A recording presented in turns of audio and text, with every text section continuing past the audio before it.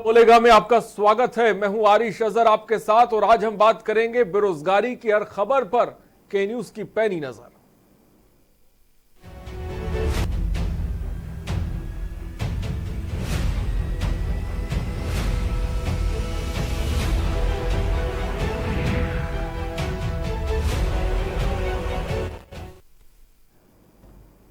जिस कंपनी को कर्मचारी ने कई साल दिए, शिक्षकों ने हजारों छात्रों को शिक्षा प्रदान की और आज जब मुसीबत की घड़ी आई तो कंपनियों और स्कूलों ने बाहर का रास्ता दिखा दिया। दरअसल इस कोरोना काल में गाजियाबाद के डीपीएस स्कूल ने 70 कर्मचारियों और शिक्षकों को बाहर का रास्ता दिखा दिया और दूसरी ओर कानपुर देहात की पेप्सी कंपनी ने 63 कर्मचारियों को बिना नोटिस दिए ही बाहर निकाल दिया। लेकिन दोनों ही मामलों पर अभी तक कोई ठोस कार्रवाई प्रबंधन के द्वारा नहीं की गई है। हालांकि ये तो दो ही जगह है। अगर आपके शहर में भी कोई ऐसी कंपनी है जो इस समय आपको निकाल रही है तो उसकी जानकारी आप के न्यूज पर दे सकते हैं।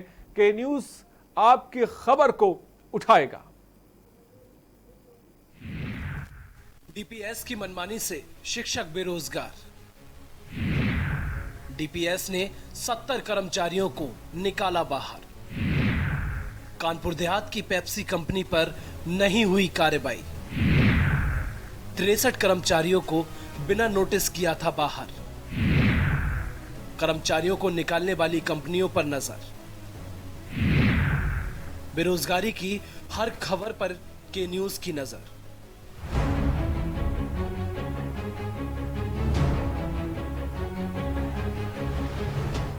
इस कोरोना काल में हजारों लोग बेरोजगार हो गए हैं, जिसको लेकर लगातार के न्यूज मुहिम चला रहा है कि अगर आपके शहर में आपके साथ कोई ऐसी घटना हुई है जो बिना नोटिस दिए आपको कोई कंपनी या शिक्षा के क्षेत्र में कोई स्कूल ने निकाल दिया है तो आपकी खबर को के न्यूज उठाएगा।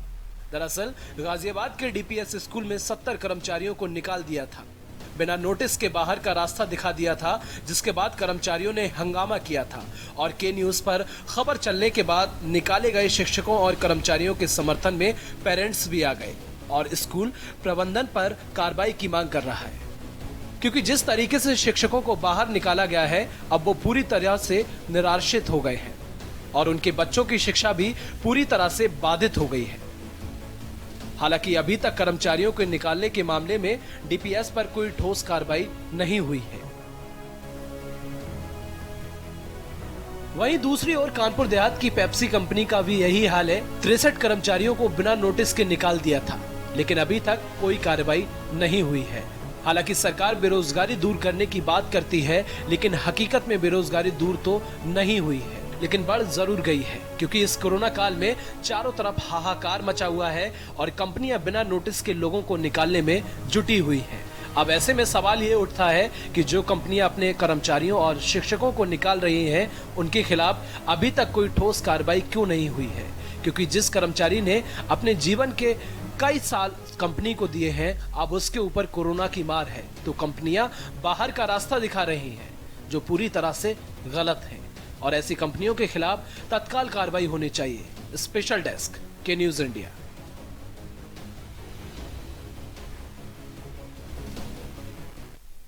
इसीलिए इस मुहिम को हम उठा रहे हैं कि बेरोजगारी की हर खबर पर हमारी पैनी नजर है और अगर आपको भी कोई बिना नोटिस के किसी कंपनी से, किसी फैक्ट्री से, किसी स्कूल से अगर बाहर निकाल रहा है तो आप हमें कॉल कर सकते हैं। सुबह बोलेगा आपका पसंदीदा प्रोग्राम, थोड़ी देर में नंबर फ्लैश होंगे, आप अपनी यहां पे बात रखिए और हम आपकी आवाज बनेंगे, हम आपकी परेशानी को दिखाएंगे। सुबह बोलेगा के कार्यक्रम में आपको भी जोड़ेंगे। नंबर थोड़ी देर में फ्लैश होंगे, लेकिन इन सब के बीच ये समझने की जरूरत है क्योंकि बेरोजगारी बहुत तेजी से बढ़ रही है और इसका असर ये देखने को मिल रहा है, जिसको हमने कल भी उठाया था। कल भी हमने ये मसला उठाया था जहां पर डीपीएस के 70 कर्मचारियों को, शिक्षकों को बाहर का रास्ता दिखा दिया जाता है। पेप्सी में 63 कर्मचारियों को बाहर का रास्ता दिखा दिया जाता है, उन्हें किसी तरह का नोटिस भी नहीं दिया जाता है। डीएम साहब कुछ नहीं करते, सीओ कुछ नहीं करते, किसी तरह की कोई कार्रवाई ना डीपीएस पे देखने को मिलती है, ना इस पेप्सी कंपनी पर देखने को मिलती है।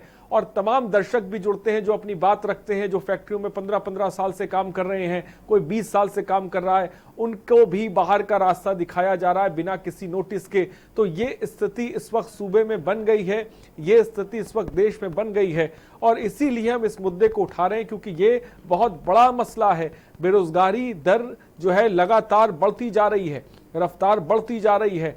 बिजनेसेस और जो उद्योग हैं वो धीरे धीरे खत्म भी हो रहे हैं। मैं मानता हूं कि ये भी समस्याएं हैं, लेकिन इन सब के बीच जो बड़ी बड़ी कंपनीज हैं जिन्होंने सालों साल कमाया है, जो अकूत संपत्ति के मालिक बने लोग बैठे हुए हैं, वो आखिर क्यों नहीं इन कर्मचारियों की जिम्मेदारी कुछ वक्त तक के लिए उठा सकते हैं, जहां पर उन्होंने अपने खून से अपने रक्त से इन कंपनियों को सींचा है।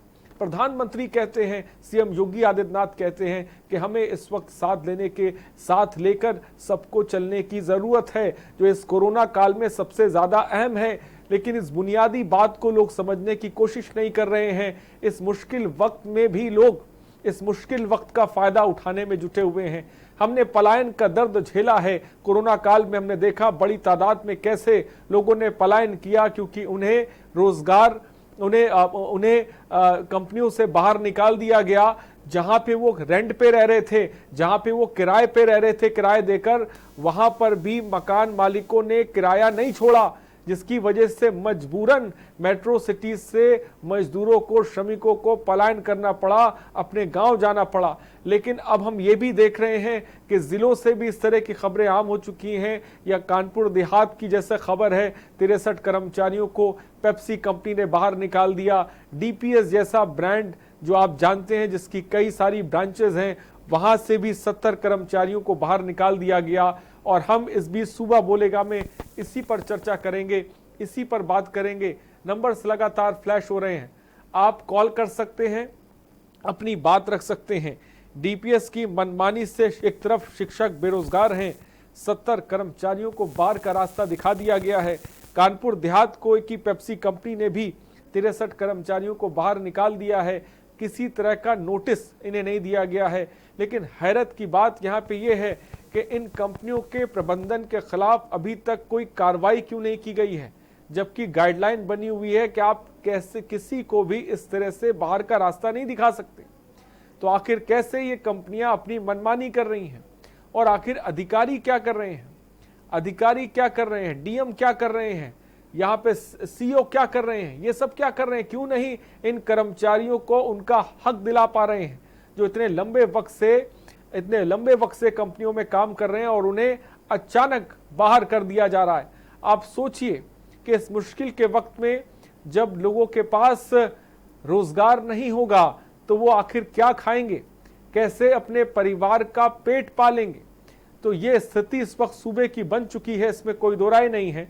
मैं मान सकता हूं कि हम डीपीएस और पेप्सी कंपनी का जिक्र कर रहे हैं, लेकिन आप सोचिए ऐसी तमाम कंपनियां जहां पर इस तरह से कर्मचारियों की छटनी की जा रही है, उन्हें बाहर निकाला जा रहा है और वो बेचारे कुछ नहीं कर पा रहे हैं।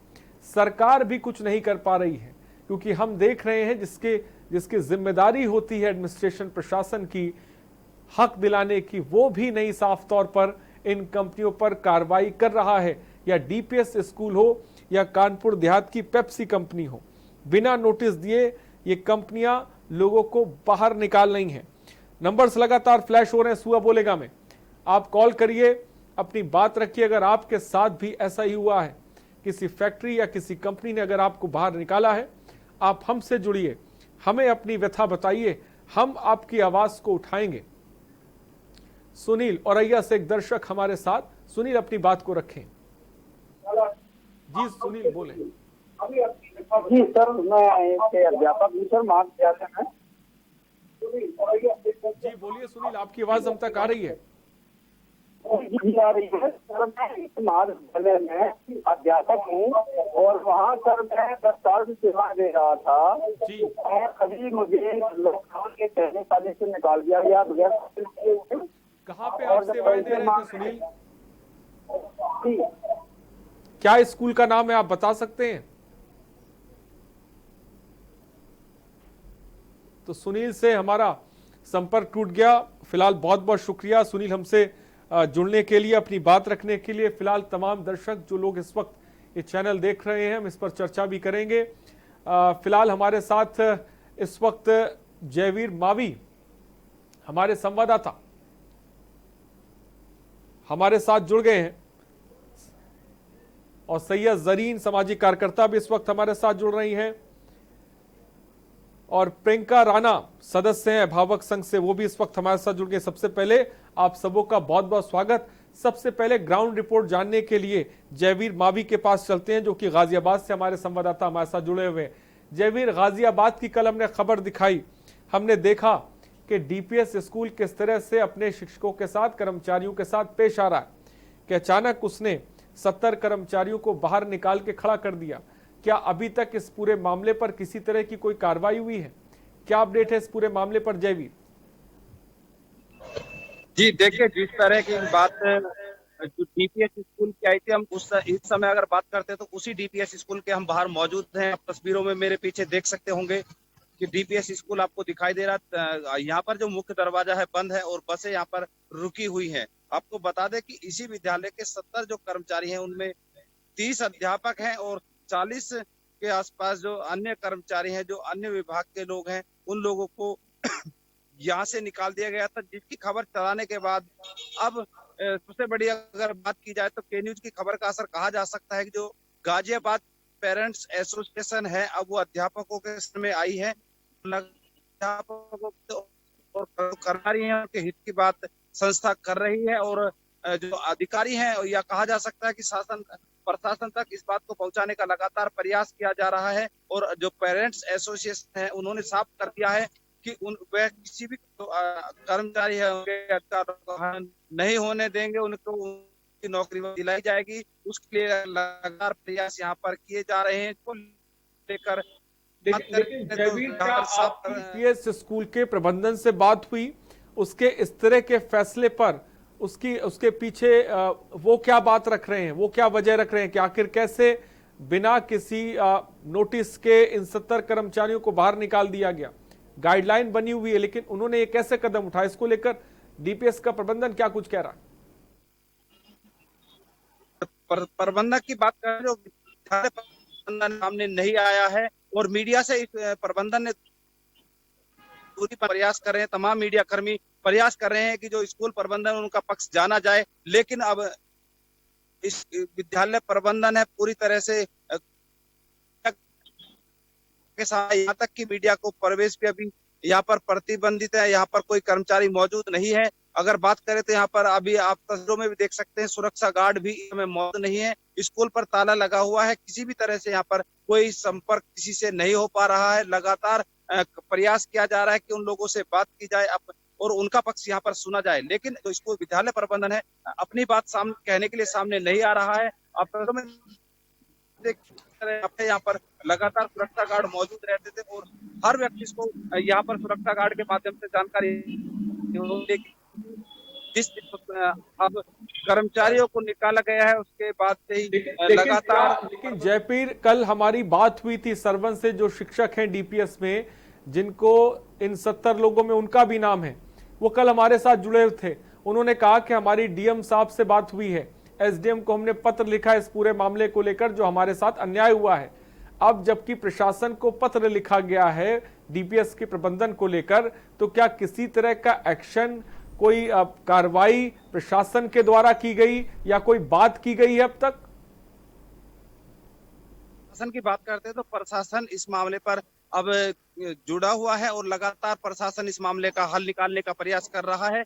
जिस तरह से 70 जो कर्मचारी निकाले गए थे उनकी खबर के न्यूज के माध्यम से दिखाई गई थी। और वहीं अगर बात करें तो गाजियाबाद पेरेंट्स एसोसिएशन भी अब इन कर्मचारियों के समर्थन में है। तो कहीं ना कहीं जो स्थानीय प्रशासन है या विद्यालय प्रशासन, उस पर कहीं दबाव है कि इन कर्मचारियों के हित में फैसला ले। और उम्मीद है कि जल्द से जल्द विद्यालय प्रशासन या फिर जिला प्रशासन, प्रदेश सरकार इस मामले पर जो कर्मचारी है उनका हित को देखते हुए कहीं ना कहीं जल्द से जल्द कोई कड़ा कदम। उमेश जैन मेरठ से दर्शक इस वक्त हमारे साथ है। उमेश जैन जी, अपनी बात को रखें जल्दी से। नमस्कार साहब। जी नमस्कार, उमेश जी बोलिए। हाँ, मैं ये कहना चाह रहा था कि हमारे प्रदेश में बेरोजगारी की समस्या दिन पे दिन बढ़ती जा रही है। मैं ये कहना चाह रहा था कि हमारे प्रदेश में बेरोजगारी की समस्या दिन पे दिन बढ़ती जा रही है, क्योंकि यहाँ पर प्रशासन का और शासन का कोई कंट्रोल नहीं है। सीटों पर जो स्कूल कॉलेज है उन पर सब सीटों को समान है और वही जो है बेरोजगारी फैला रहे हैं बिना किसी कारण के। वो शिक्षकों को बाहर कर देते हैं क्योंकि उनके साथ अन्याय हो रहा है और बेरोजगारी की समस्या बढ़ती जा रही है और बिना पैसे के कोई सुनने को तैयार नहीं है। उमेश जी हमसे जुड़ने के लिए। उमेश, जैन जी ने भी एक तस्वीर रखी सूबे की, प्रदेश की, जहां पर वो बता रहे हैं कि बिना पैसे लिए कोई सुनने को तैयार नहीं है। जयवीर मावी हमारे संवाददाता इस वक्त ग्राउंड रिपोर्ट भी हमें दे रहे हैं कि आखिर गाजियाबाद में डीपीएस स्कूल की मनमानी और प्रशासन इस पर किस तरह से मौन बना हुआ है। जयवीर, गाजियाबाद की अगर हम बात करें तो ये मैं मानता हूं कि डीपीएस स्कूल की तरफ एक मनमानी है, लेकिन गाजियाबाद इंडस्ट्रियल एरिया भी कहा जाता है, तमाम कंपनियां भी वहां पे बनी हुई है। क्या इस तरह की खबरें और कहीं से भी आ रही हैं जहां पर कंपनियों से बड़ी तादाद में लोगों को बाहर निकाला गया है और कर्मचारी कुछ कर नहीं पा रहे हैं? जी, पहले भी ऐसा हो चुका है। गाजियाबाद में एटलस साइकिल जो बनाती थी उसने भी इसी तरह से यहाँ पर नोटिस दिया और तमाम कर्मियों को बाहर का रास्ता दिखा दिया था, कंपनी पर ताला लगा दिया था। उसके बाद लगातार जो कर्मचारी थे धरने पर भी बैठे थे, लेकिन इस संस्थान की बात कहें या फिर अपने प्रबंधक था, उन्होंने आर्थिक देते हुए कि कंपनी घाटे में है, कंपनी के पास पैसा नहीं है और बंद कर। विद्यालय प्रशासन की बात करें तो डीपीएस बड़ा ब्रांड है, यहाँ पर अगर बात की तो आर्थिक समस्याएं नहीं हो सकती हैं, क्योंकि जिस तरह फीस स्ट्रक्चर यहाँ पर विभागों से फीस वसूली की जाती है उसकी बात करें। जयवीर, लोगों को निकाला गया है, ऐसे आपके पास क्या इस तरह की कोई खबर है जहां पे और भी कुछ कंपनियों से लोगों को निकाला गया हो?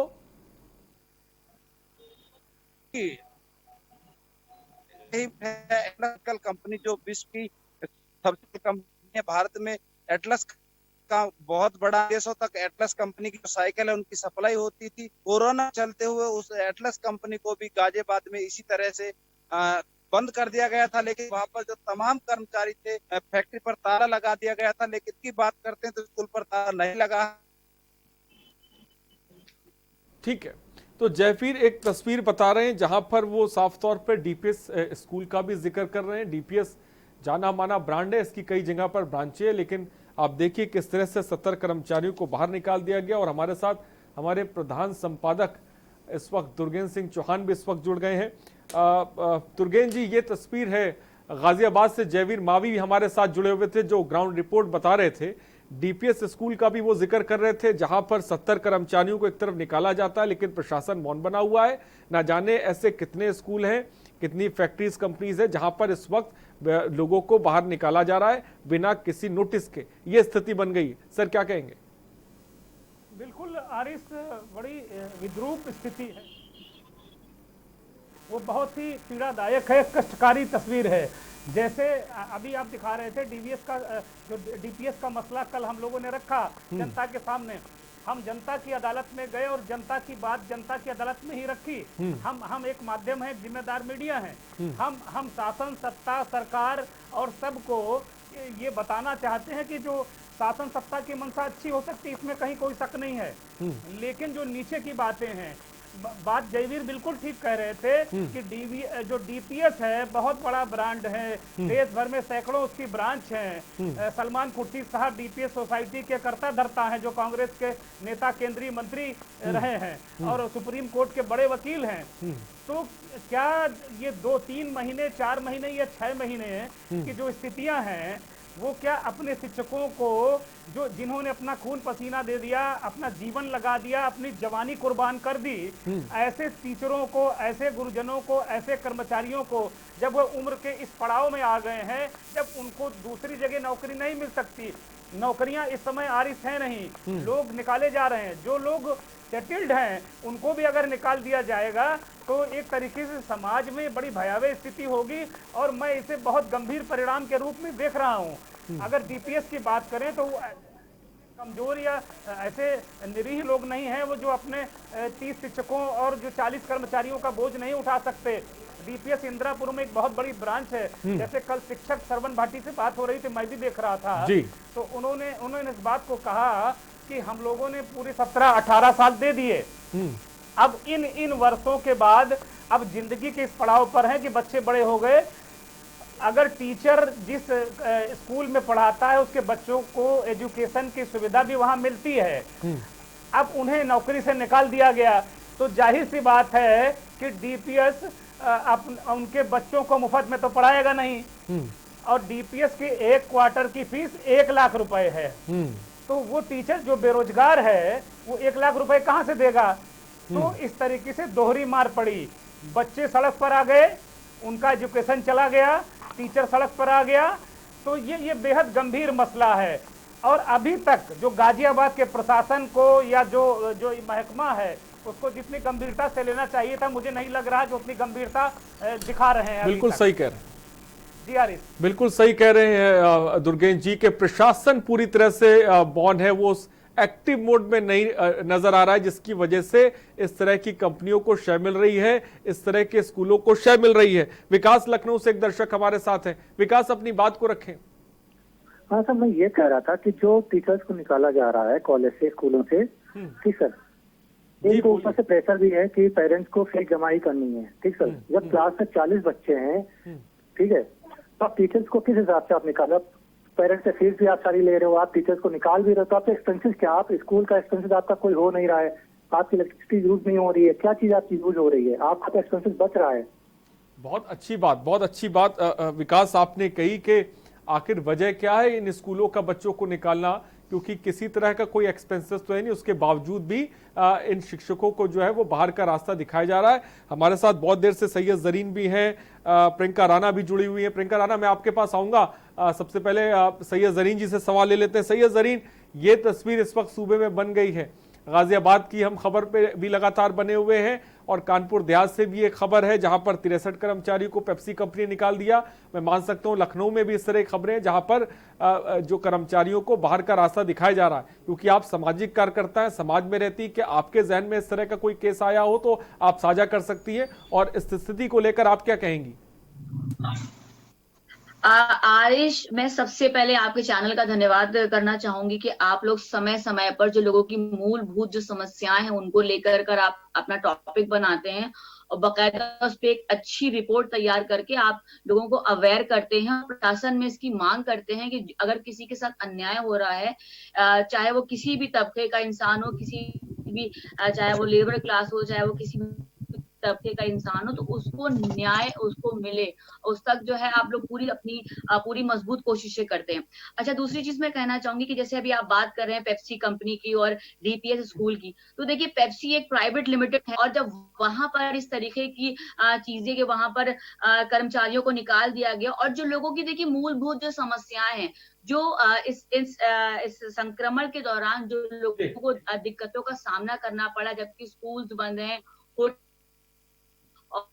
बंद है, जो डिलीवरीज होती थी वो सब बंद हो गई, तो जाहिर सी बात है कि लोगों को बेरोजगारी दर जो है वो हमारे देश में इस टाइम 27.3% है और पीएमआई इंडेक्स जो है हमारा वो लगातार हमारा घटता जा रहा है, बेरोजगारी स्तर जो है वो हमारा बढ़ता चला जा रहा है। तो जब प्राइवेट लिमिटेड कंपनी में जब कर्मचारियों को निकाला गया और वो लोग अपने हक के लिए विरोध कर रहे हैं, तो आप ये सोचिए जो लघु उद्योग जो लोग चला रहे थे या उन लघु उद्योगों में जो लोग काम कर रहे थे, वो अपने हक की बात कहां पर जाकर के करेंगे।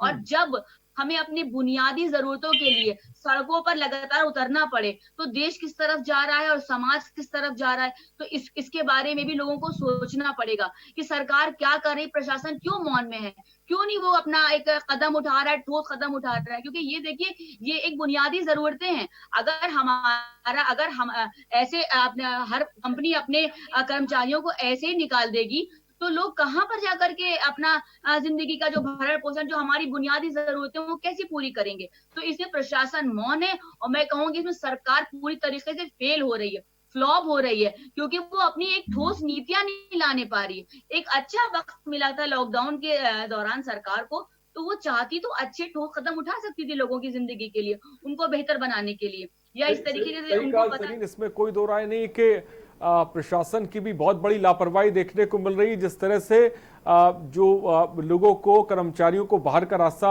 दिखाया जा रहा है, ये वही कर्मचारी हैं जिन्होंने अपने खून से, अपने लहू से इन कंपनियों को, इन स्कूलों को सींचा है। आज उनके साथ इस तरह का व्यवहार हो रहा है। प्रियंका राणा भी इस वक्त हमारे साथ जुड़ी हुई हैं। प्रियंका राणा, आप सदस्य हैं अभिभावक संघ के, अभिभावक संघ की आप सदस्य हैं। आप लोग किस तरह से इन तमाम शिक्षकों के साथ जिस तरह का व्यवहार हो रहा है या जिनको बाहर निकाला जा रहा है, उनकी किस तरह से आप मदद करें, इसके बारे में भी बताएं। देखिए, पहले तो मैं बताना चाहूंगी कि जो डीपीएस है, डीपीएस ने कभी भी, क्योंकि मैं प्रेसिडेंट हूँ डीपीएस पेरेंट्स वेलफेयर एसोसिएशन की, और हम लोगों ने कई बार कंप्लेंट की, लेकिन जो प्रशासन है इतना मजबूर नजर आता है इन स्कूल माफियाओं के सामने कि इतनी सुप्रीम कोर्ट के ऑर्डर्स के बाद, सुप्रीम कोर्ट ने 6 महीने का टाइम दिया था। प्रियंका राणा, जो 70 वो शिक्षकों को डीपीएस से निकाला गया, इसको लेकर आप लोगों ने किसी से कंप्लेन की, कुछ कदम उठाया? अभी देखिए, अभी तो पता चल रहा है, अभी तो धीरे धीरे सामने आ रहे हैं, अभी तो नोटिस जारी हो रहे हैं, क्योंकि अभी भी कल भी पता चला है कुछ टीचर्स को ईमेल के थ्रू बताया गया है कि आपको टर्मिनेट कर दिया गया है, नोटिस पीरियड कर दिया गया है। तो अभी तो धीरे धीरे इनकी सारी जो पोले हैं वो खुल रही हैं, किस तरह से ये टीचर्स को बदल रहे हैं, क्योंकि ऑनलाइन क्लासेस स्टार्ट हो गई हैं, काफी टीचर्स चेंज हो गई हैं बिना किसी के कोई इन्फॉर्मेशन के। इवन फ्रेशर जो है टीचर्स, उनको रखा गया है, वो एक्सपीरियंस भी नहीं लग रही है, क्योंकि मैं खुद पर्सनली इस चीजों को देख रही थी। काफी पेरेंट्स भी हम लोगों को कंप्लेन कर रहे हैं कि जो पुरानी टीचर्स थी वो इतनी ज्यादा एक्सपीरियंस थी और इतने अच्छे से वो बच्चों के साथ एडजस्ट हो गई थी, इतना अच्छे से एक्सप्लेन करती थी, और जो अभी नई टीचर्स आई है वो इतना नहीं अच्छे से एडजस्ट कर पा रही है, ना ही बच्चों को एक्सप्लेन कर पा रही है। तो अभी धीरे धीरे समझ में आ रहा है कि कौन कौन जा रहा है। अभी तो पहले 20 टीचर्स का पता चला था, अभी कल 70 पता चल रहा है। उसके बाद अभी भी और बहुत टीचर्स का आना बाकी है, क्योंकि मुझे लगता है ये प्री प्लान्ड था कि ये लोग पहले से ही सोच कर बैठे थे कि जो एक्सपीरियंस है, देखिए जो भी अच्छा टीचर होगा, एक्सपीरियंस टीचर होगा, उसकी सैलरी भी अच्छी होगी। तो मुझे लग रहा है ये कॉस्ट कटिंग के चक्कर में कोई एक्सक्यूज तो ये दे रहे हैं कि जो पेरेंट्स का जिक्र कर रही है साफ तौर पर प्रियंका राणा, और औरैया से एक दर्शक हमारे साथ जुड़े हुए हैं, जल्दी से उनको ले लेते हैं। जी बोलिए। हेलो जी, आपकी आवाज हम तक आ रही है सर, बोलें। हाँ सर, मैं सर एक अध्यापक हूँ, सुनील कुमार। जी सुनील जी बोलिए। सर मेरी प्रॉब्लम है, कॉलेज में पढ़ाता था। जी मैं जिस कॉलेज में पढ़ाता था उस कॉलेज के प्रबंधक ने हमको निकाल दिया है। पिछले 6 महीने से घर पर बैठा हूँ और परीक्षा ड्यूटी जो करता था उसका भी पैसा प्रबंधक ने अभी तक नहीं दिया है। और जब मांगते हैं तो बहुत परेशान करते हैं और प्रताड़ित करते हैं कि वहाँ आपको जेल भिजवा देंगे, ये करवा देंगे, आपको जो करना है वो कर लीजिए, हम एक ही पैसा नहीं देंगे। आपको मुख्यमंत्री से कहना है, प्रधानमंत्री से कहना है। मैं मुख्यमंत्री जी से भी कह चुका हूँ, चिट्ठी भेज चुका हूँ, राज्यपाल जी से, शिक्षा मंत्री जी को भी, लेकिन अभी तक कोई सुनवाई नहीं हुई है। मैं बहुत परेशानी गुजर रहा हूँ। तो ये सुनील हैं औरैया से जुड़े हुए, जहां पर वो अपनी व्यथा बता रहे हैं कि वो प्रधानमंत्री से लेकर सीएम तक और सीएम से लेकर डीएम तक अपनी समस्या को रख चुके हैं, लेकिन किसी ने सुना नहीं। फिलहाल यहां पर रुकते हैं छोटे से ब्रेक के लिए, हम जल्द हाजिर होंगे।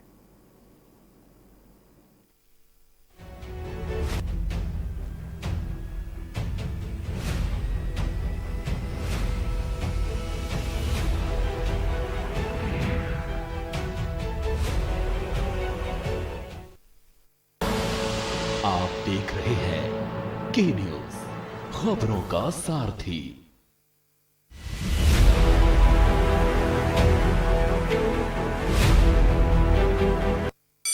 Mount Litra Z School, Unnao, #1 in academics, #1 in sports, best teachers, best result, smart classroom, best transport facility, world class infrastructure के साथ Mount Litra Z School, Unnao। खुदी को आजमाया है तो ये अंदाज आया है, खुदी को आजमाया है तो ये अंदाज आया है। तुम में भी मैं हूँ, शुद्ध प्लस पान मसाला। राम की जिंदगी को थोड़ा पढ़ भी लीजिए। आप मुद्दे से भटक रहे हैं। सब बोलेंगे, सबकी सुनेंगे, अनुशासन के साथ सवालों की झड़ी। अड़ी क्योंकि हमें है देश की पड़ी। सोमवार से शुक्रवार शाम 6 बजे। TV9 भारतवर्ष, अब तो सब देख रहे हैं। कोरोना संकट के पल पल की अपडेट आप तक पहुंचा रहे हैं 100 कोरोना योद्धा।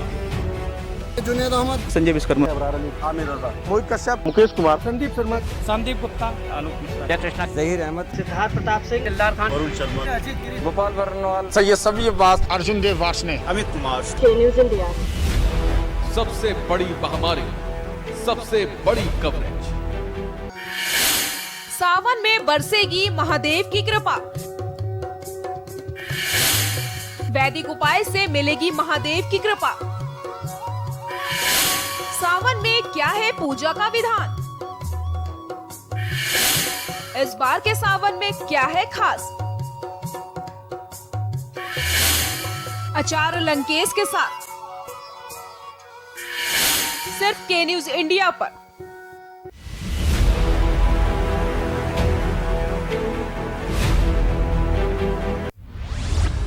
केबल ऑपरेटर्स जो पहुंचाते हैं आप तक हमारी हर बात, सजगता और समझदारी जिनकी है पहचान, जो है कोरोना योद्धा, जो है जिम्मेदार। इन कोरोना योद्धाओं को के न्यूज का सलाम। आप हैं तो हम हैं, आपके बिना हम कुछ नहीं। देश भर के केबल ऑपरेटर्स कोरोना योद्धाओं का के न्यूज की तरफ से हार्दिक अभिनंदन। कोरोना संकट काल में के न्यूज इंडिया की देशवासियों से अपील है कि हम जाति धर्म को भूलकर कोरोना को हराने में एक साथ खड़े हों। जरूरतमंदों की मदद करें।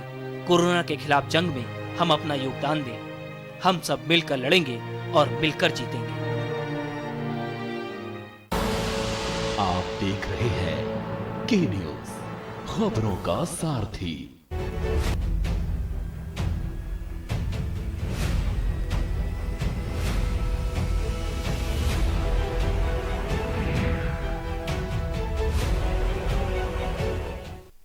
तो ब्रेक के बाद आपका स्वागत है सुबह बोलेगा में। ब्रेक से पहले आपने सुना प्रियंका राणा को, जिन्होंने साफ तौर पर उन्होंने क्रॉस कटिंग का जिक्र किया, किस तरह से डीपीएस में कर्मचारियों को बाहर निकाला गया।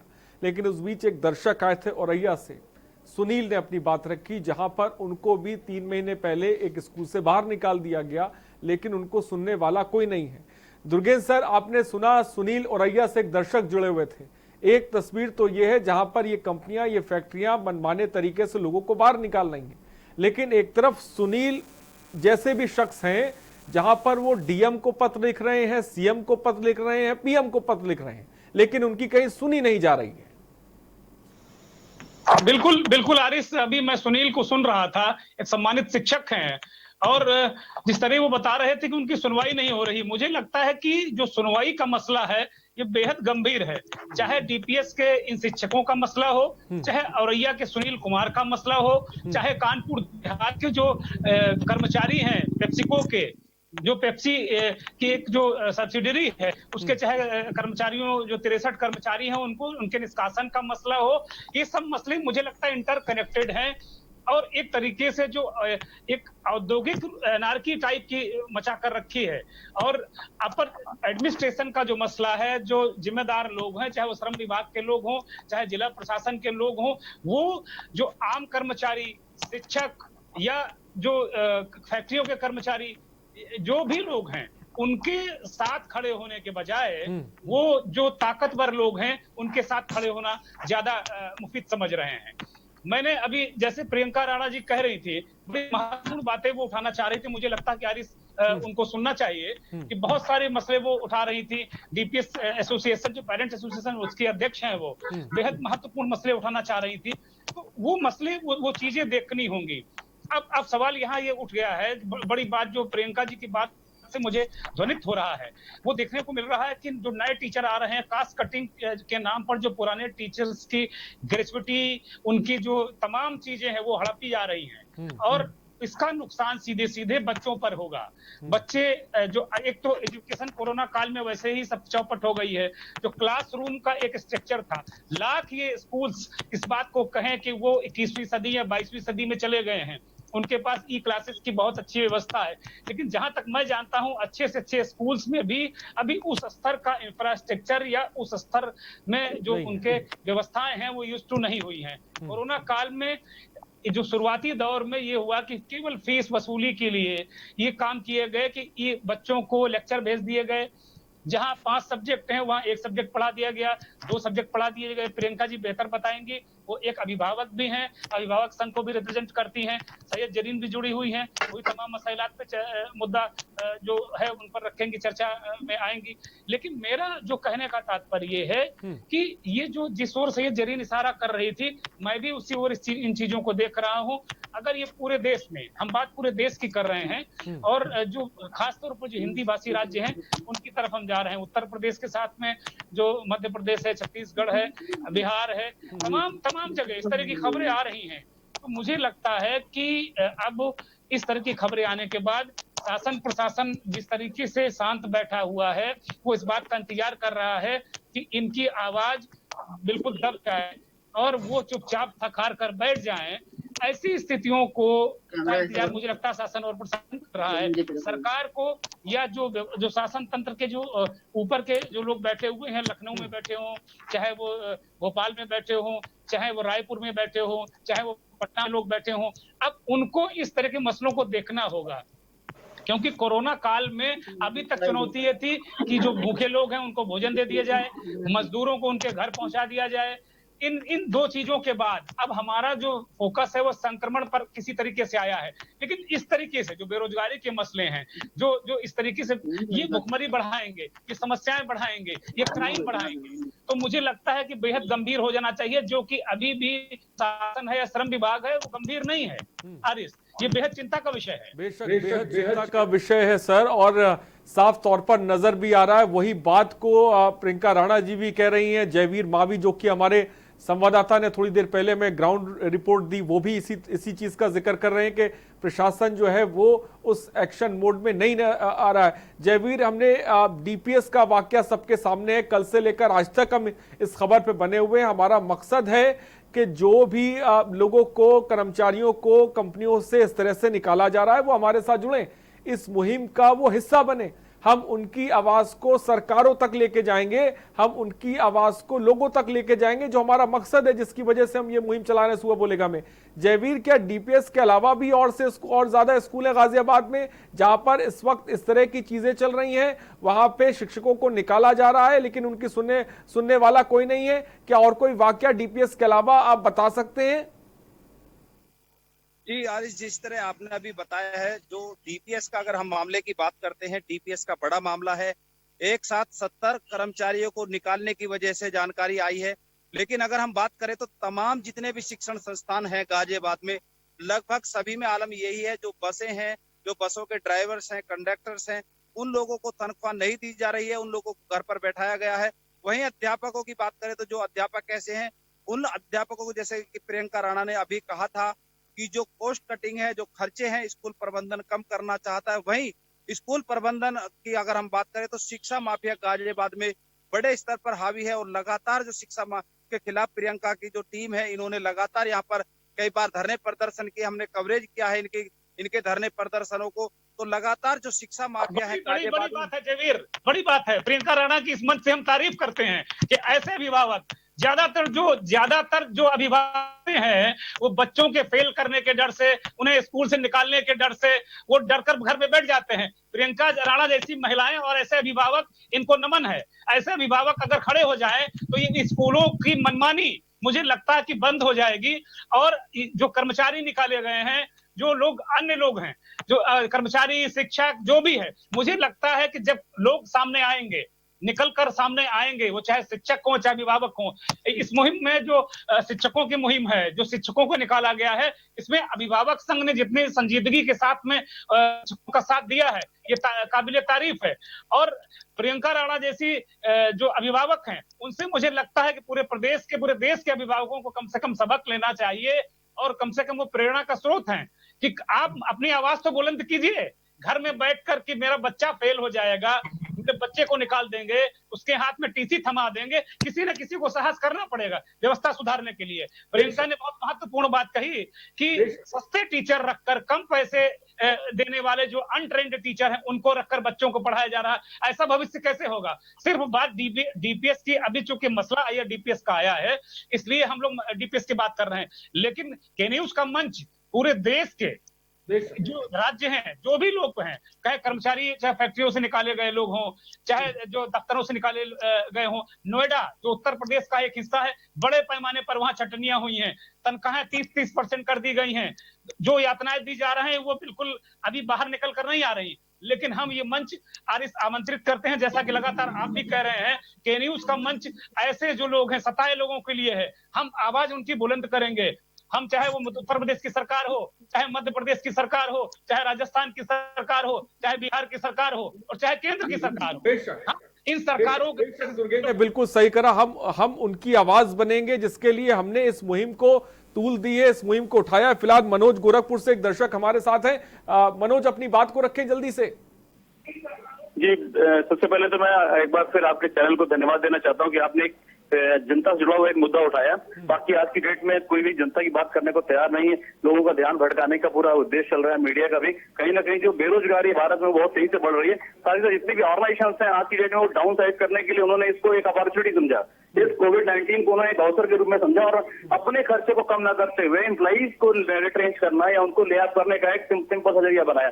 कंपनी कोई भी हो, चाहे ऑर्गेनाइज हो, चाहे अनऑर्गेनाइज हो, शिक्षा का क्षेत्र हो, कोई भी क्षेत्र हो, हर जगह लोगों को एक अवसर लग रहा है कि वो अपने जितने भी कर्मचारी हैं उनको धीरे धीरे निकाल देंगे। और जब यही कंपनियां 2 महीने पहले प्रॉफिट कमा रही थी तो बोनस नहीं देती थी, आप अपने एम्प्लॉइज को सैलरी ज्यादा बढ़ा के नहीं देती थी। तो क्या कारण है आज जब उनके लोगों को लगता है कि एडवर्सिटीज है या समय विपरीत है तो अपने कर्मचारियों को निकाल देने का सिंपल आज गवर्नमेंट इसमें इंटरवीन नहीं कर रही है। सरकार के सबसे बेसिक आवश्यकता, सरकार को इंटरवीन करना चाहिए और मामले को देखते हुए कहीं ना कहीं जो अधिकार है, जो लोगों के उनको उनके पास जागरूक करते हुए एक्शन लेना चाहिए, कड़ा एक्शन लेना चाहिए। जितने भी ऑर्गेनाइजेशन कर रही है अपने एम्प्लॉइज को आज जो जब विपरीत परिस्थिति है, इस परिस्थिति में भी निकाल रही है, हटा रही है, उनकी सैलरी को कट कर रही है, 50% बहुत जगह पेमेंट मिल रहा है, बहुत जगह वो भी नहीं मिल रहा है। बहुत ही खराब हालत है।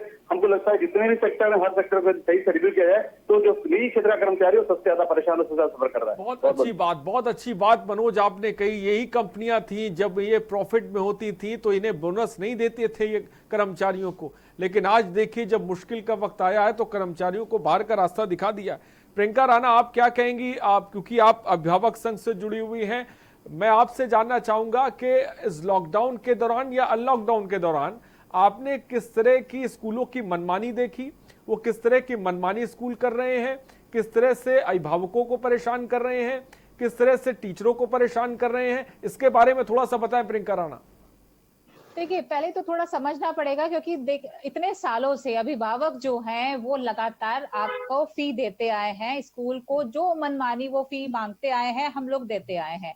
लेकिन उसके बावजूद आज वो कहते हैं कि हमारे पास पैसा नहीं है जो टीचर्स को सैलरी देने का। ये सरासर झूठ है क्योंकि पिछले साल ही जब अकाउंट्स चेक हुए थे, जो हमने डीएफआरसी से उनके डॉक्यूमेंट्स निकलवाए थे, उसमें करोड़ों के सरप्लस हैं। काफी स्कूलों के, जितने भी बड़े स्कूल हैं, इनके पास इतने करोड़ों के सरप्लस है। तो जो ये कह रहे हैं कि हम लोग सैलरी नहीं दे पा रहे हैं क्योंकि अभिभावक हमें पैसे नहीं दे रहे हैं, ये सरासर झूठ है। कॉस्ट कटिंग के चक्कर में ये अब जो है अनट्रेन्ड टीचर्स को रख करके कम सैलरी में कॉस्ट कटिंग कर रहे हैं। और दूसरा, जो टीचर्स को इस तरह से निकाला जा रहा है, ये सरासर गलत है। इवन पहले भी डीपीएस कई बार जो बच्चे हैं उनकी टीसी काट चुका है, सिर्फ फी को लेकर के। अगर किसी ने फी डिले कर दी या किसी ने कंप्लेन की है डीएफआरसी में और डीएफआरसी के अकॉर्डिंगली अगर हम लोगों ने फी पे की है, तो लगातार वो बच्चों का हैरेसमेंट करता आ रहा है। कई बार हम लोग कंप्लेन कर चुके, मुख्यमंत्री जी को चिट्ठी लिख चुके हैं, इवन डीएम, डीआईओएस सब जगह हम लोग ने जाकर के इसके खिलाफ। कोई जवाब मिला प्रियंका आपको जब आपने चिट्ठियां लिखी डीएम को, एसडीएम को, अधिकारियों को, क्या जवाब मिला आपको? नहीं, कमाल की बात तो ये है कि हाई कोर्ट के भी ऑर्डर हैं। हम लोगों का केस जो है वो हाई कोर्ट में गया था और हाई कोर्ट से वापस डीएफआरसी में आया था और 6 महीने के अंदर अंदर उसको सॉल्व करने की बात कही गई थी, ऑर्डर था। लेकिन आज तक भी दुखद है ये कि आज तक भी वो डीएफआरसी ने फीस का जो मसला है अभी तक भी सॉल्व नहीं किया है। लगातार सिर्फ चिट्ठियां भेजते रहते हैं एक दूसरे को। जो डीएम है वो उनसे डॉक्यूमेंट्स मांगता है, लोग न्याय मांगते हैं और इसी तरह का खेल चलता आ रहा है। प्रशासन बिल्कुल बौना नजर आता है इन स्कूल माफियाओं के सामने। इतना बिल्कुल साफ है जो प्रियंका कह रही है कि प्रशासन बौना नजर आता है इन स्कूल माफियाओं के आगे। जी दुर्गेश सर कुछ कहना चाहते हैं? सुनते हैं, अधिकारी नहीं सुनते, डीएफआरसी के लोग नहीं सुनते हैं। जो मुझे वजह लग रही है कि अगर कलेक्टर साहब का बच्चा मुफ्त में डीपीएस में पढ़ेगा, डीएफआरसी के जो अधिकारी हैं उनके बच्चे मुफ्त में डीपीएस में पढ़ेंगे, उनको वो सारी सुविधाएं मिलेंगी, तो शायद प्रियंका राणा जैसे अभिभावकों की वो क्यों सुनेंगे? सबसे बड़ा सवाल यही है। सही कहा दुर्गेश जी आपने। मनोज माफ कीजिएगा, ओम पांडे इस वक्त हमारे साथ, एक दर्शक कानपुर से जुड़ गए। ओम पांडे जी अपनी बात को रखें।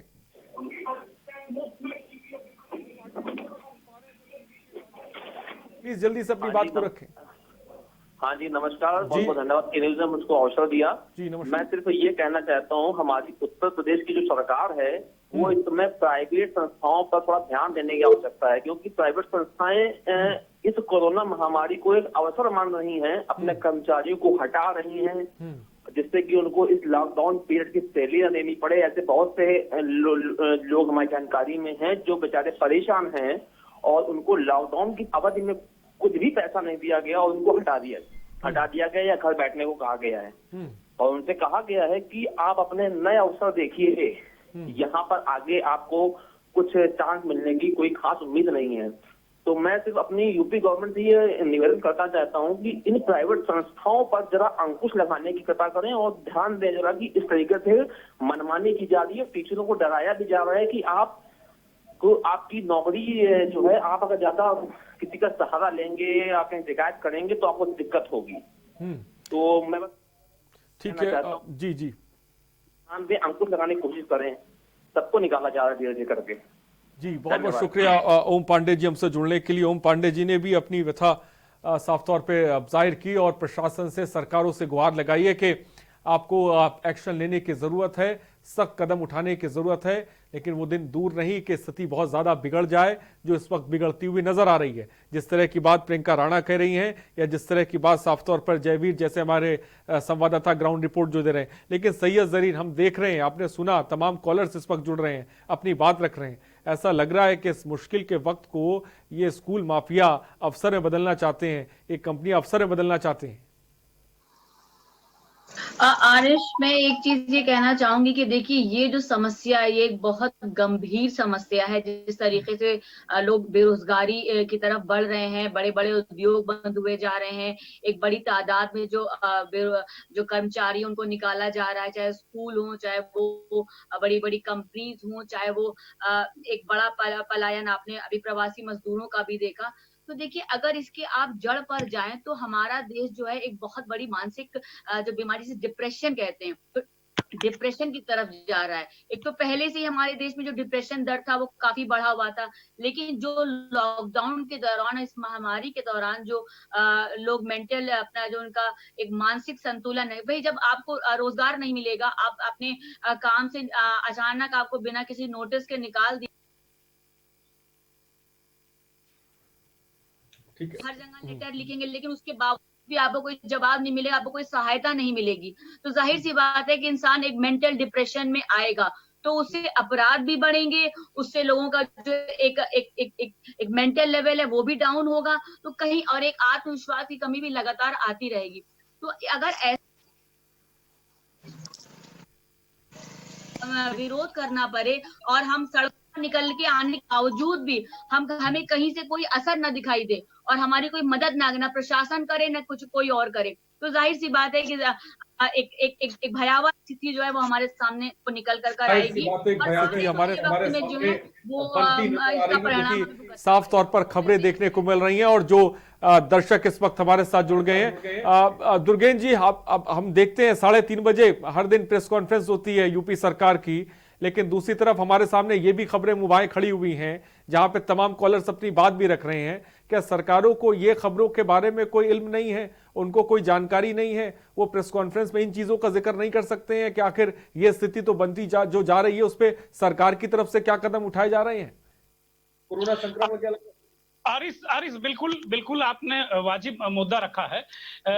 मैं देख रहा हूं कि जो अफसरशाही है, जो नौकरशाही है, जो वो अपने आप को जिल्ले सुबानी समझती है कुल मिलाकर, अगर देखा जाए तो वो समझते हैं कि भाई ये मुगलिया सल्तनत के चश्मो-चिराग बादशाह साहब आ रहे हैं और बस उनके उसमें उनकी शान में बिक जाइए आप। आईएएस अफसरों का यही हाल है कुल मिलाकर। मैंने जो पुनः सवाल उठाया, ये केवल एक डीपीएस का मुद्दा नहीं है। प्रियंका तमाम बातें बता रही थी, तमाम स्कूलों की बात बता रही थी कि किस तरीके से स्कूल फीस करते हैं। उन्होंने एक शब्द यूज किया, शिक्षा माफिया। मैं कहता हूं कि ऐसे लोग जो बच्चों के साथ खिलवाड़ करते हैं, अभिभावकों को परेशान करते हैं और अपने शिक्षकों को, जिन्होंने उस स्कूल को स्कूल बनाया, उन्हें ऐसे संकट काल में बाहर करते हैं, तो मुझे उन्हें माफिया कहने में कोई बिल्कुल गुरेज नहीं, बिल्कुल परहेज नहीं। मैं भी जनता के में सुर मिलाता हूं और इस बात को कहता हूं कि नहीं, वो माफिया हैं, इसमें कहीं कोई संदेह नहीं। शासन, प्रशासन और सरकारों को ऐसे माफियाओं के खिलाफ निश्चित तौर पर कार्रवाई करनी चाहिए। क्योंकि अभी जैसा प्रियंका राणा बता रही थी कि एक स्कूल के जो स्कूल्स के अकाउंट का ऑडिट हुआ और उन्होंने देखा कि करोड़ों रुपए सरप्लस है, तो कम से कम क्या 6 महीने अपने टीचर्स को खाना नहीं खिला सकते? क्या मुफ्त में खिला रहे थे? कहीं न कहीं टीचर पढ़ा रहे थे। इसी तरीके से पूरे जो देश है, पूरे प्रदेश है, वहां के स्कूलों का हाल है। जो आरिस आपने अहम मुद्दा उठाया कि क्या सरकारों को पता नहीं चलता है? ये जो नीचे के अफसर हैं, एसडीएम, डीएम, जिला विद्यालय निरीक्षक, उसके ऊपर सेक्रेटरी, प्रिंसिपल सेक्रेटरी, ये बातें, बहुत सारी बातें मैनिपुलेट करके जो शासन सत्ता चला रहे होते हैं, उन तक बहुत चीजें मैनिपुलेट करके पहुंचाते हैं। इसमें कहीं कोई शक नहीं। मैं बिल्कुल पूरी जिम्मेदारी के साथ में कहूंगा कि सरकार की मंशा साफ होती है, इसमें कहीं कोई संदेह नहीं है। लेकिन उसे एग्जीक्यूट करने वाले ये लोग सरकार की मंशा को ऐसा पलीता लगाते हैं कि इस तरीके के मामले आते हैं। इसीलिए हमने ये रास्ता चुना, इसीलिए हमने इस कार्यक्रम को करने का जो निश्चय किया, जो संपादकीय टीम है, हम लोगों ने आपस में चर्चा की और ये तय हुआ कि नहीं, आरिस आप भी उसमें शामिल थे कि हम लोग ने जो ये मुद्दा डीपीएस का उठाया है या पेप्सी का मुद्दा उठाया है, इस तरह के तमाम मुद्दे, तमाम मसाइलात को हम उठाएंगे, रखेंगे और उन चीजों पर लेकर जनता की राय लेंगे, जाएंगे और शासन सत्ता को हमें बता कर रहेंगे, असली तस्वीर हम सरकारों को दिखा कर रहेंगे। इसमें कहीं कोई शक नहीं है। प्रियंका राणा को सुन के मेरे जहन में एक और सवाल ये भी आ गया, जहां पे वो सरप्लस का जब वो जिक्र कर रही हैं तो ऐसा लग रहा है कि इन तमाम बड़े बड़े स्कूलों का जो शिक्षा माफिया, इनके अकाउंट्स भी ऑडिट होने चाहिए कि आखिर ये पैसा इतना जो मार्केट से आ रहा है, इनके पास इसका इस्तेमाल कहां पे हो रहा है। क्योंकि जिस तरह से सरप्लस करोड़ों रुपए की बात प्रियंका राणा कह रही है, दूसरी तरफ ये शिक्षकों को पैसा देने को तैयार नहीं, तो ऐसा लग रहा है इनके अकाउंट्स भी ऑडिट होने चाहिए। बिल्कुल इस बात का जवाब प्रियंका देंगी और वो बताएंगी कि मुझे लगता है सवाल प्रियंका से लेना चाहिए कि वो क्या इसके लिए कोई उन्होंने अब तक प्रयास किए हैं या आगे क्या प्रयास करेंगे। सैयद जरीन भी एक सामाजिक कार्यकर्ता है, एक्टिविस्ट है, काफी सक्रिय रहती हैं। मुझे लगता है कि उनको भी इसमें कुछ पहल करनी चाहिए। हम लोग जिस स्तर पर लड़ाई अभिभावकों की लड़ रहे हैं, हम लोग मजदूरों की लड़ाई लड़ रहे हैं, गरीबों की लड़ाई लड़ रहे हैं, कर्मचारियों की लड़ाई लड़ रहे हैं, जो छात्रों के भविष्य की चिंता कर रहे हैं, हम अपने स्तर से कर रहे हैं, हम ऐसे ही करते रहेंगे। के न्यूज ऐसा जो अपना दायित्व है, सामाजिक दायित्व है, पत्रकारी दायित्व है, वो निभाता रहेगा। लेकिन समाज के विभिन्न अंगों को, चाहे वो प्रियंका राणा हो, चाहे सैन हो या शासन सत्ता के लोग हों, सबको एक साथ मिलकर इस कोरोना काल में उन लोगों के साथ खड़े होना चाहिए जो भुखमरी की कगार पर हैं या वहां ढकेले जा रहे हैं जबरदस्ती। जी प्रियंका राणा की जल्दी से कम शब्दों में। 4 साल से ज्यादा मावी जी हमेशा मेरे साथ जुड़े रहे हैं। 4 साल पहले जब रामलीला मैदान में योगी जी आए थे, तब हम लोग वहां पे प्रदर्शन कर रहे थे, अभिभावकों की आवाज उठा रहे थे और योगी जी ने आश्वासन दिया था कि वो अभिभावकों की आवाज सुनेंगे, उनका दर्द समझते हैं। लेकिन उस दिन से लेके आज तक 4 साल हो गए हैं। हर साल हम लोग धरना प्रदर्शन करते हैं, ऑडिट की बात करते हैं। डीएफआरसी ने जो ऑर्डिनेंस, फी ऑर्डिनेंस आया था, उसके अकॉर्डिंग हम लोग डिमांड करते हैं कि फी स्ट्रक्चर तय हो, लेकिन आज तक उस पे कोई कार्यवाही नहीं हुई है। मुझे लगता है कि प्रशासन को अब नींद से जागना चाहिए और सरकार को भी, अभिभावकों की कम से कम इस आपदा के समय में समस्या को सुलझाना जरूरी है। क्योंकि अगर अभिभावक को और मिडिल क्लास फैमिलीज को अगर आज टाइम नहीं सुना जाएगा तो कई ऐसी है फैमिलीज हैं जो सुसाइड ऑलरेडी कर चुकी हैं। गाजियाबाद में ऐसे कई केसेस आए हैं। बच्चों की जो पढ़ाई है, देश भविष्य होते हैं बच्चे, अगर उनकी पढ़ाई बाधित होती है तो ये देश के लिए भी एक बहुत बड़ा सेटबैक होगा। अगर इस तरह का, अगर हम फंडामेंटल राइट एजुकेशन अगर अपने बच्चों को नहीं दे पाते हैं तो शर्म की बात होती है, ये पूरे प्रशासन के लिए और शासन के लिए। तो मैं यही कहना आपने चाहूंगी, बहुत अच्छी बात की, अगर बेहतर शिक्षा नहीं दे सकते तो ये शर्म की बात है। फिलहाल वक्त की कमी है। बहुत बहुत शुक्रिया सैयद जरीन आपका जुड़ने के लिए, जयमीर मावी आपका बहुत बहुत शुक्रिया, प्रियंका राणा आपका ही बहुत बहुत शुक्रिया, और दुर्गेश सर आपका ही बहुत बहुत शुक्रिया हमारे साथ जुड़ने के लिए और अपनी बात रखने के लिए। तो ये स्थिति है और सूबा बोलेगा में हम इसी पे चर्चा भी कर रहे हैं। इस मुहिम को हमने उठा रखा है। जो प्रियंका राणा बात करी, ऐसे लग रहा है कि ये स्कूल माफिया बन चुके हैं, जिसकी वजह से प्रशासन जो है उन पे कार्रवाई नहीं कर रहा है और ये कंपनियां भी साफ तौर पर अपनी मनमानी कर रही हैं, जिन पर प्रशासन कोई कार्रवाई नहीं कर रहा है। फिलहाल सूबा बोलेगा में इतना ही। बने रहिए हमारे साथ। नमस्कार।